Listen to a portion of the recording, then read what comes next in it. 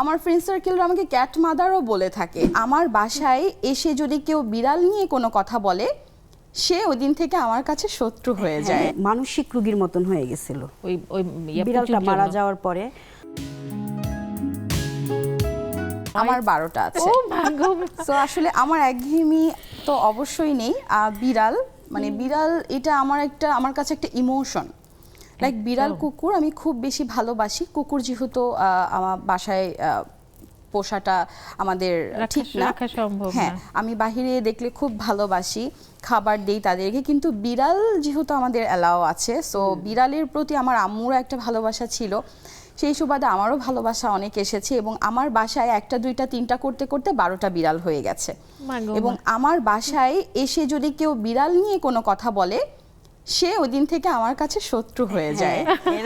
কারণ বিড়াল নিয়ে কোনো কথা বলা যাবে না। আমি পালবো। তো আমার কথা হচ্ছে বিড়ালটা সত্যি অর্থে ডিপ্রেশন কমাতে অনেক বেশি সহযোগিতা করে আমি মনে করি। একদম। এবং ওরা এতটা মানে ওদের দিকে তাকালে এত বেশি শান্তি লাগে আমার। মানে আমি আমার খেতে দেরি হয়েছে, বাট ওদেরকে খাবার দিতে আমি কখনোই দেরি করি না। আমার কাজ থাকলেও মুখে চাইতে পারে না, তো ওরা চাওয়ার আগেই আসলে চাইতে পারে, এসে ম্যাও ম্যাও তাকে সে বোঝায় এখন আমার খেতে হবে। যারা পালে, যারা তারাই একমাত্র মায়ের জায়গাটা নেয়, তারা বুঝে, তারাই ওদের ল্যাঙ্গুয়েজটা আসলে বোঝে। তো আমার লাইফে আসলে একঘেয়েমি নেই, আর ডিপ্রেশন বলতে একদমই নেই আলহামদুলিল্লাহ। কারণ হচ্ছে আমি যখন ওদের দিকে তাকাই তখন আমার আসলে ডিপ্রেশনগুলো অনেক বেশি কমতে থাকে। আর বিড়ালের প্রতি যাদের ভালোবাসা আছে তারাই একমাত্র বুঝবে যে ওদেরকে আসলে মানে ওরা আমাদের কাছে কি মানে কোনোভাবেই ওদেরকে ইগনোর করা যায় না, একদমই ইগনোর করা যাবে না। এবং ওদের জন্য দেখা যায় অনেক জায়গায় যাওয়া ক্যান্সেল করে দেই আমরা।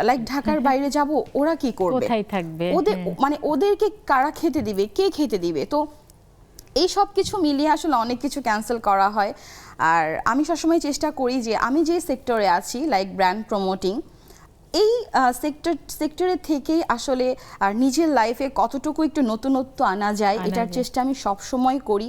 এবং আমার নতুনত্ব আনার চেষ্টা করা লাগে না, আসলে আমার বিভিন্ন ব্র্যান্ডের সাথে কাজ হয়, বিভিন্ন রকমের এক্সপিরিয়েন্স আমি তখন গ্যাদার করতে পারি। কারণ এক একটা ব্র্যান্ডের সাথে কাজ করার এক্সপিরিয়েন্স এক এক রকম।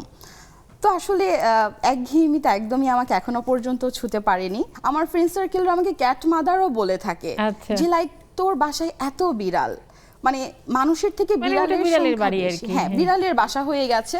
আমার যে রুমেই যাই সেই রুমেই আমার বিড়াল থাকে। হ্যাঁ, ক্যাট মাদার, এবং এটা হিসেবে প্রাউড ফিল করি। ওই বিড়ালটা মারা যাওয়ার পরে না আমার হাজবেন্ড ওপেন হার্ট সার্জারি রোগী, কিন্তু আমার হাজবেন্ড পুরা একেবারেই অন্যরকম হয়ে গেছে। পুরা মানে কি বলবো, মানে মানসিক রোগীর মতন হয়ে গেছিল ওই বিড়ালটা মারা যাওয়ার পরে। তো আমি ওই যে বিড়ালকে অনেক চিকিৎসা করাইছি, কিন্তু ওকে আমি বাঁচাইতে পারি নাই। তারপরে একটা সপ্তাহ মনে হয়েছিল যে আমরা মা মেয়ে ভাত রান্না করি, ভাত মানে নষ্ট হয়ে গেছে এরকম। মানে কি বলবো আসলে এটা মানে বিড়াল হ্যাঁ বলে কাউকে বোঝানো যাবে না যে এই জিনিসটা আসলে কি। আমার হাজবেন্ড তো হাউ মাউ করে কান্না করতেছে, মারা গেছে, সবাই চলে আসছে, ভাবছে মানুষ মারা গেছে। তারপরে আমার মেয়ে পরে এক সপ্তাহ দেখে, তো আমি খালি বাহিরে যাই, আমার ভালো লাগে না, আমার মেয়েরও ভালো লাগে না। আমার মেয়ে আবার আরেকটা বিড়াল নিয়ে আসছে। এই মা বিড়ালটা আমার এখন মা বিড়াল হয়েছে, ওরই বাচ্চা 9টা, তো বাবা আছে। তো এখন আল্লাহর রহমতে মানে আমাদের ঘরটা খুব সুন্দর, কোনো ঝামেলা নাই, কোনো কিছু নাই। যে যখন যে পারতেছে সবাই কাজকর্ম করতেছে ওদের পিছনে।